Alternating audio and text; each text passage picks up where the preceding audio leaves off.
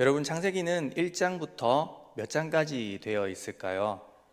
50장까지. 네, 맞습니다. 이 창세기를 내용상으로 크게 단락을 나누어 보면 1장부터 3장까지는 하나님의 그 창조와 인간 그리고 타락에 관한 이야기를 담고 있고, 4장부터 9장까지는 노아와 홍수 이야기가 들어 있습니다. 그리고 12장부터 25장까지는 아브라함을 부르신 하나님의 이야기, 25장부터 36장까지는 이삭과 야곱으로 이어지는 그런 족장의 이야기, 그리고 창세기 37장부터 마지막 장 50장까지는 요셉 이야기라고 우리가 볼 수 있습니다. 그런데 우리가 읽은 본문 다음 창세기 38장은 이 37장부터 50장까지 그 마지막 장까지 이어지는 요셉 이야기 속에서 뜬금없이 나오는 그런 유다에 관한 이야기가 나오는 부분입니다.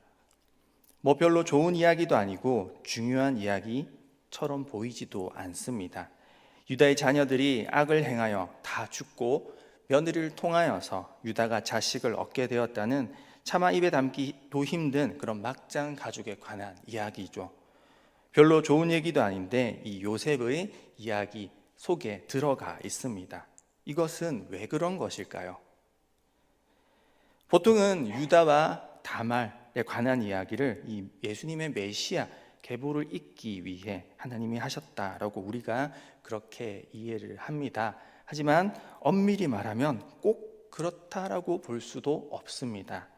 유다의 아들 엘과 오나는 죽었지만 막내 셀라가 살아 있었고, 이 셀라를 통하여서 계보가 이어져서 역대상 4장 21절과 23절에 보면 끊어지지 않고 계속 연결되고 있었기 때문에 유다의 자손이 끊어져서는 쪄서 그런 것은 아닙니다. 그저 예수님의 계보에 이러한 이방 여인이 포함되어 있었다라는 것은 말할 수 있지만 꼭 그 계보를 잇기 위해서는 아니다라는 것이죠.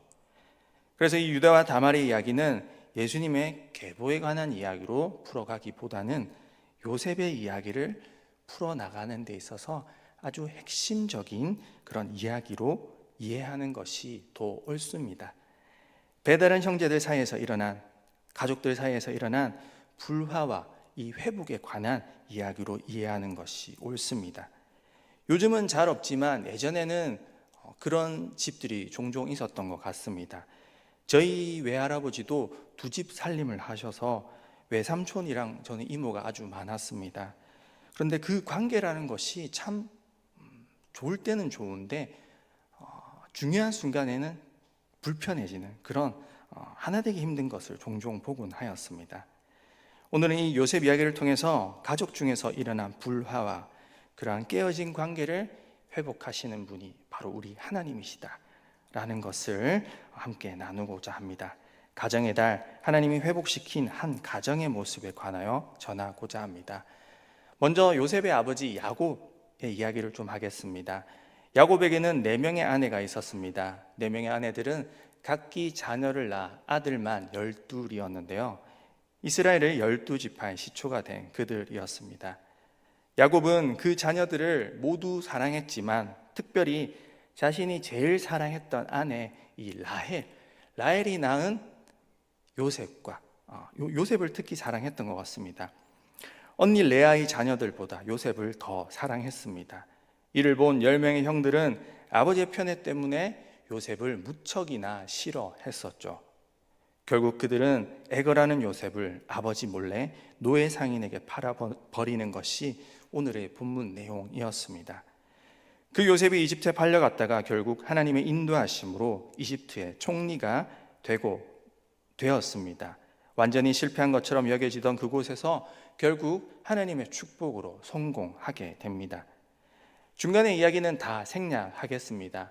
어찌저찌 이집트의 노예로 팔려나간 요셉이 감옥에 있다가 마침내 파라오의 그 눈에 들어서 총리가 되었지만 그곳에서 성공은 했지만 요셉은 여전히 형들을 원망하는 마음이 있었던 것으로 여겨집니다. 온 땅의 가뭄으로 먹을 것을 구하러 온 자신의 형제들에게 그는 자신의 정체를 숨긴 채 처음에는 매우 차갑게 대하였습니다. 창세기 42장 14절의 말씀을 제가 읽겠습니다. 요셉이 그들에게 이르되 내가 너희에게 이르기를 너희는 정탐꾼들이라 한 말이 이것이니라. 그런데 요셉이 이집트에 팔려올 때 그가 걱정했던 한 가지가 있었습니다. 바로 자신의 막내 동생 베냐민이죠. 다른 형들은 모두 엄마가 다른 그런 형들이었지만 베냐민은 같은 어머니 라헬에게서 태어난 그런 진짜 친동생이었습니다. 자신도 죽이려다 이집트에 팔아버린 형들인데 동생이라고 어떠했겠습니까? 친엄마도 없이 형들 사이에서 구박받고 자랐을 것이 뻔한 그런 동생이었습니다. 그래서 이집트의 노예로 와 있을 때도 항상 걱정되는 건 이 친동생 베냐민의 안부였을 것입니다. 창세기 42장 15절에서 17절의 말씀을 우리 한 목소리로 함께 읽겠습니다. 다 함께 시작. 너희는 같이하여 너희 진실함을 증명할 것이라. 바로의 생명으로 맹세하노니 너희 막내 아우가 여기 오지 아니하면 너희가 여기서 나가지 못하리라. 너희 중 하나를 보내어 너희 아우를 데려오게 하고 너희는 갇혀 있으라. 내가 너희의 말을 시험하여 너희 중에 진실이 있는지 보리라. 바로의 생명을 맹세하노니 그리하지 아니하면 너희는 과연 정탐꾼이라 하고 그들을 다 함께 3일을 가두었더라. 요셉은 이집트의 식량을 구하러 온 형제들에게 이 정탐꾼이라는 누명을 씌우고는 말합니다. 너희 막내 아후가 여기 오지 아니하면 너희가 여기서 나가지 못할 것이다. 무슨 뜻이겠습니까? 나처럼 베냐민도 혹시 너희가 팔았거나 죽였으면 내가 용서하지 않겠다라는 뜻입니다. 그리고 사흘 만에 형들을 풀어주고 그 중에 한 사람 시므온만은 감옥에 둔 채 베냐민을 데리고 오게 합니다. 이후 시간이 흘러 형들이 동생 베냐민을 마침내 데리고 오자 이 요셉의 마음은 조금 풀리게 되죠. 그리고 창세기 43장에서는 그렇게 막내 베냐민을 데리고 온 형들과 식사를 같이 하게 됩니다. 여전히 정체를 숨긴 채 말이죠.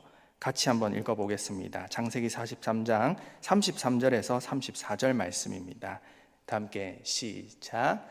그들이 요셉 앞에 앉되 그들의 나이에 따라 앉히게 되니 그들이 서로 이상히 여겼더라. 요셉이 자기 음식을 그들에게 주되 베냐민에게는 다른 사람보다 5배나 주매 그들이 마시며 요셉과 함께 즐거워하였더라. 아멘. 자, 이 식사를 마치고 요셉이 한 가지 일을 꾸미게 됩니다. 그것은 베냐민의 그 짐 속에다가 몰래 은잔을 숨겨두는 것이죠. 그리고는 이 베냐민을 도둑이라 우기고 그를 잡아가게 됩니다. 이것은 왜 그랬던 것일까요? 형들을 골탕 먹이기 위해서였을까요? 형들 한번 혼내보려고? 다른 게 아니죠. 아마도 그 정황상 이 베냐민만 잡아가려고 한 것은 동생을 이 형들의 손에서 빼내어서 자신과 함께 생활하기 위하여서였던 것 같습니다. 44장 17절에 요셉이 말하길 내가 결코 그리하지 아니하리라. 잔이 그 손에서 발견된 자만 내 종이 되고 너희는 평안히 너희 아버지께로 도로 올라갈 것이니라 라고 하기 때문입니다. 이때까지 요셉은 형들을 용서하지 않은 것이고 믿지도 않은 것이죠. 다만 친동생인 이 베냐민만 빼내서 자신과 행복하게 살려고 했던 겁니다. 몰래 빼돌려서 야, 나 누군지 알아? 형이야, 형. 죽은 줄 알았지. 하지만 그때 형들 중 한 명인 이 유다가 나타나 말합니다. 창세기 44장 30절에서 34절까지 말씀입니다. 저와 여러분 번갈아 교독하겠습니다. 아버지의 생명과 아이의 생명이 서로 하나로 묶여 있거늘 이제 내가 주의 종 우리 아버지에게 돌아갈 때 아이가 우리와 함께 가지 아니하면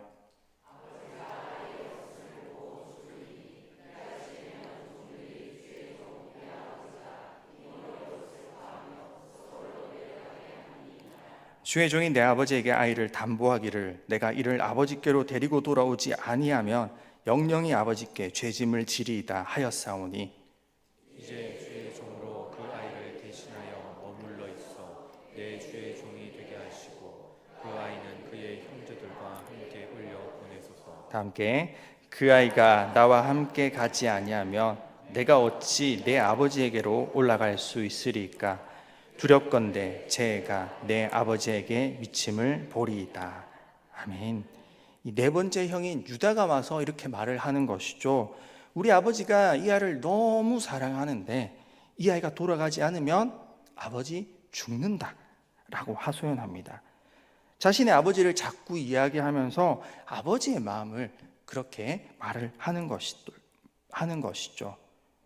유다가 자신의 동생을 위해 이제는 자신을 담보 삼아서 풀어달라고까지 말합니다.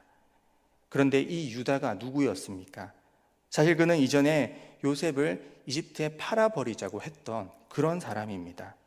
37장에서 형들이 요셉을 죽이자고 그렇게 하니까 그럴 바에야 그냥 팔아버리자.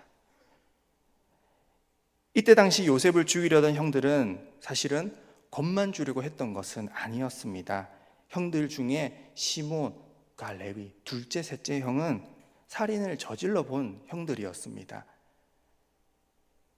디나 일로 말미암아 세겜 족속에게 거짓으로 할례를 행하게 한 후 그 남자들을 모조리 다 죽여봤던 형들입니다.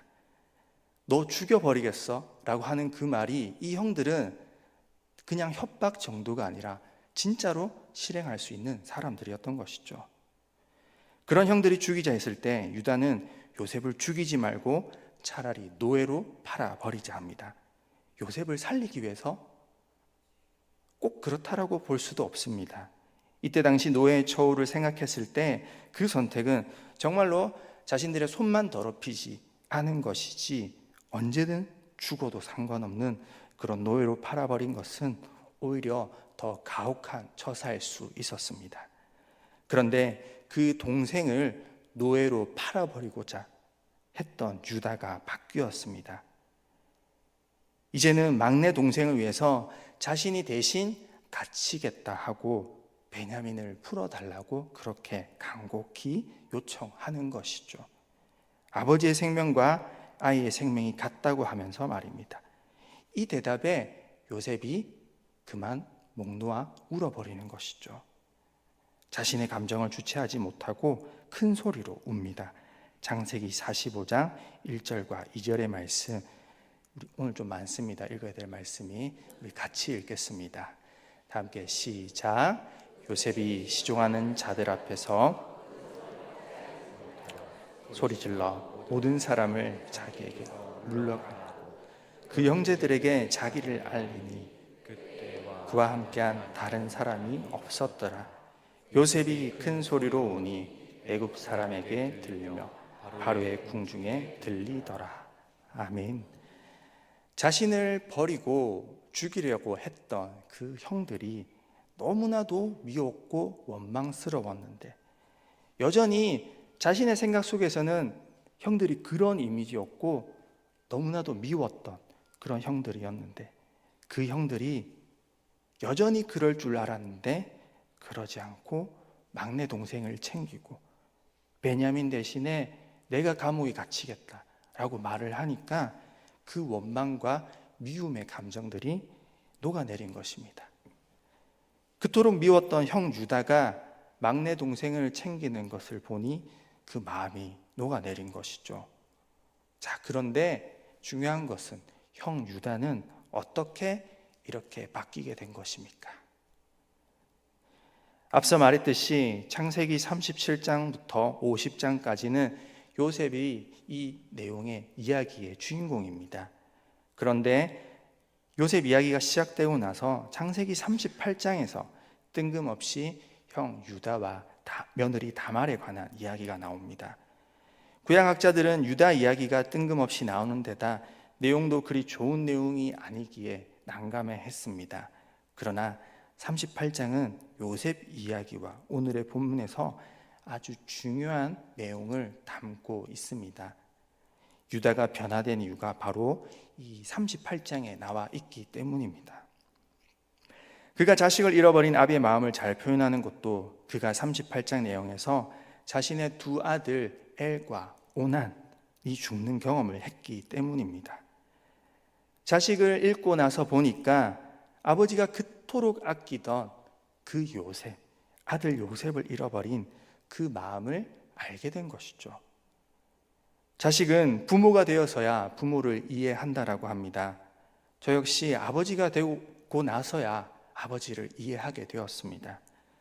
가족끼리 치킨을 시켜 먹을 때 아버지는 매번 한두 조각만 드시고서는 자리를 일어나셨습니다. 그래서 저는 아버지는 치킨을 싫어하는 줄 알았습니다. 그런데 어느 날 무슨 일이었는지 기억은 안 나지만 치킨이 한 마리가 더 있었는데 아버지 혼자서 치킨 한 마리 다 드시는 걸 보고 저는 알았습니다. 아버지는 치킨을 싫어하지 않으셨습니다. G.O.D의 노래 어머님께 그 가사에 보면 어머니는 짜장면이 싫다고 하셨어. 결혼 전까지는 아버지와 많이 다투고 정말 아버지를 많이 싫어했습니다. 말로 다툰 정도가 아니라 정말로 몸싸움을 하면서 아들로서는 해서는 안 될 그런 일들까지 저질렀습니다. 정말 많이 미워했던 아버지. 그러나 아들이 생기고 나서야 아버지와의 관계가 회복되었습니다. 아버지를 이제는 인정하고 존경합니다. 오늘 유다도 마찬가지였습니다. 자신이 가장 아끼던 그 두 아들이 죽고 나서야 아들을 잃은 아버지 야곱의 마음을 이해하게 된 것이죠. 이제 또 아버지가 한 명을 사랑하는 그 베냐민마저 잃어버리면 정말 죽을 수도 있겠다라는 것을 그가 이해한 것입니다. 오늘의 이 이야기를 통해 우리는 깨어진 가정과 형제들의 불화 속에서 회복되어지는 모습을 볼 수 있습니다. 깨어진 관계가 회복되는 것이죠. 요셉은 고백합니다. 숨겨왔던 자신의 정체를 밝히고 이제 형들에게 말합니다. 이 모든 것이 하나님께서 하신 일이라고 말입니다. 창세기 45장 4절과 5절에 보면 요셉이 이렇게 말합니다. 우리 같이 한 목소리로 읽겠습니다. 시작. 요셉이 형들에게 이르되 내게로 가까이 오소서. 그들이 가까이 가니 이르되 나는 당신들의 아우 요셉이니 당신들이 애굽에 판 자라. 당신들이 나를 이곳에 팔았다고 해서 근심하지 마소서. 한탄하지 마소서. 하나님이 생명을 구원하시려고 나를 당신들보다 먼저 보내셨나이다. 아멘. 그 다음은 제가 읽겠습니다.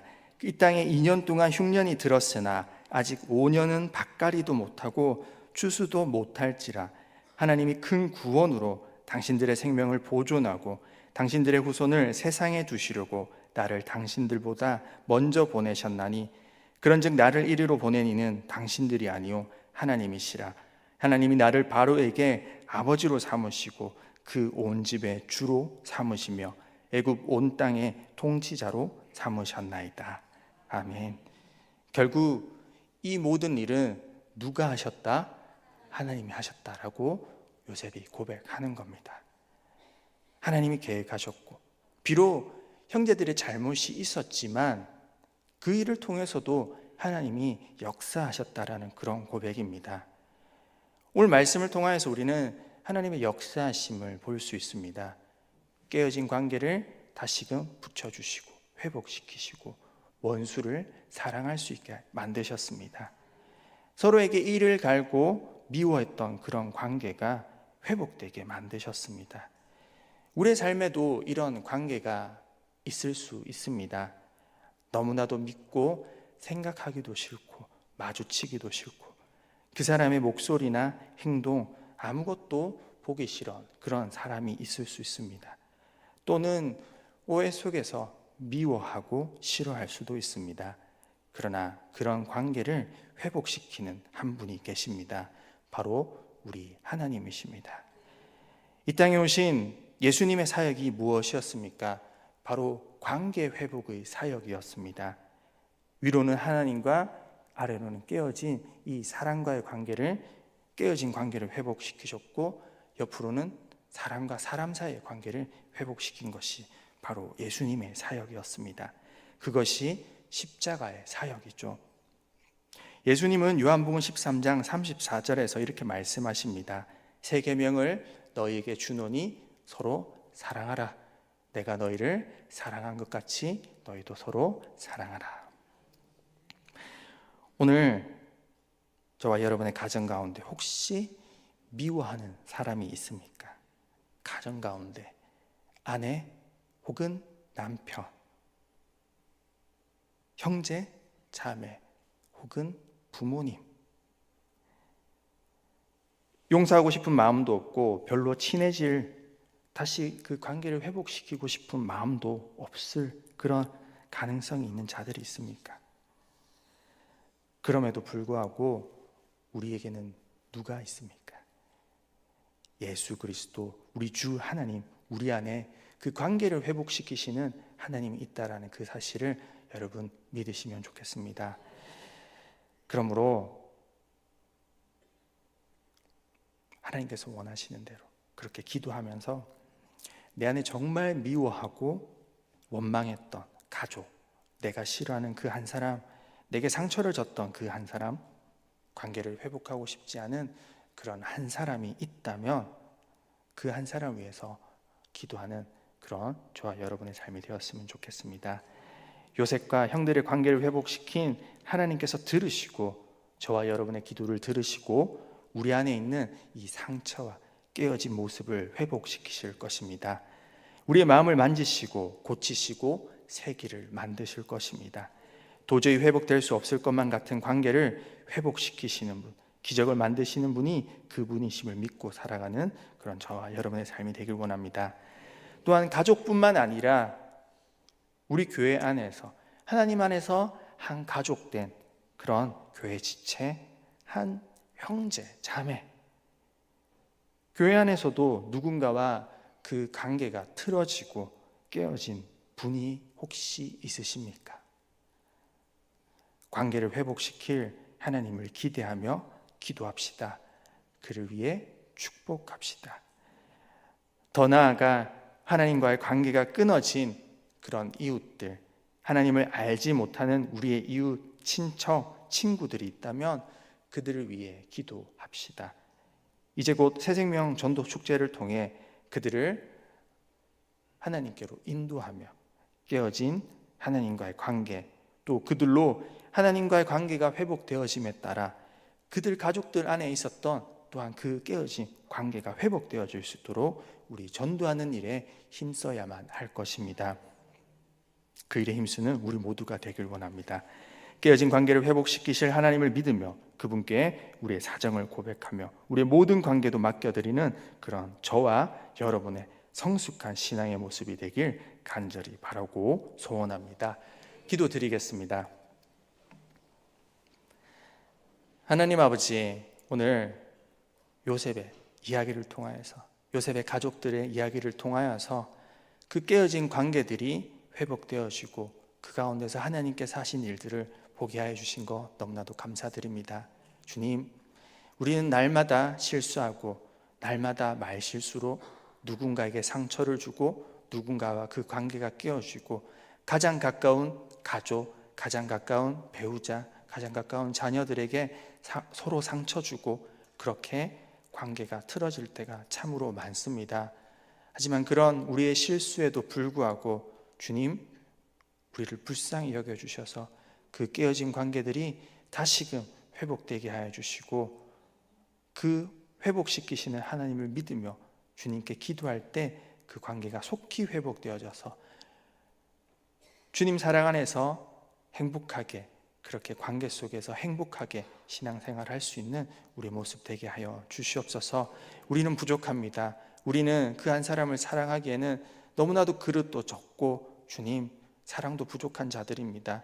주님, 그런 우리들을 불쌍히 여겨주시고 우리 안에 사랑도 부어주셔서 그 원수 같은 그 한 사람이 정말로 사랑스러울 수 있는, 하나님의 마음으로 사랑할 수 있는 그런 우리의 모습이 되게 하여 주시옵소서.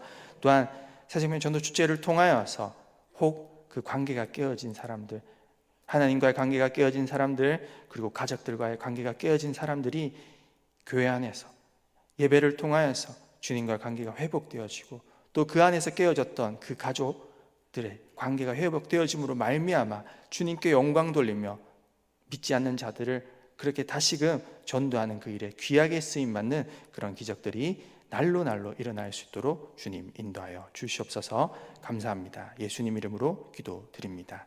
아멘.